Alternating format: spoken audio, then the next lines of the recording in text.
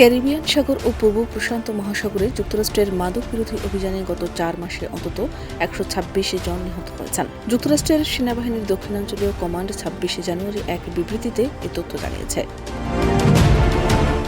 বিবৃতিতে বলা হয়, গত সেপ্টেম্বর থেকে এখন পর্যন্ত মার্কিন নৌবাহিনী ও কোস্টগার্ড যৌথভাবে মোট 36টি অভিযান চালায়। এসব অভিযানে নিহত 126 জনের মধ্যে 116 জনের মরদেহ উদ্ধার করা সম্ভব হয়েছে।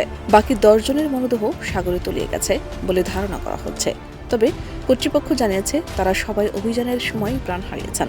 মার্কিন সেনাবাহিনীর তথ্য মতে, নিহতদের মধ্যে অন্তত 8 জন অভিযানের সময় নৌযান বা ছোট জাহাজ থেকে সাগরে ঝাঁপ দিয়েছিলেন, পরে তারাও মারা যান। যুক্তরাষ্ট্রে সাগরপথে মাদক পাচার ঠেকাতে গত বছরের সেপ্টেম্বর থেকে এই অঞ্চলে অভিযান জোরদার করা হয়। সে সময় তৎকালীন প্রেসিডেন্ট ডোনাল্ড ট্রাম্প দাবি করেন, মেক্সিকো ও দক্ষিণ আমেরিকার কয়েকটি দেশ থেকে বিপুল পরিমাণ মাদক সাগরপথে যুক্তরাষ্ট্রে প্রবেশ করেছে। এরপরই ওইসব এলাকায় নৌবাহিনী ও কোস্টগার্ডের উপস্থিতি বাড়ানো হয়।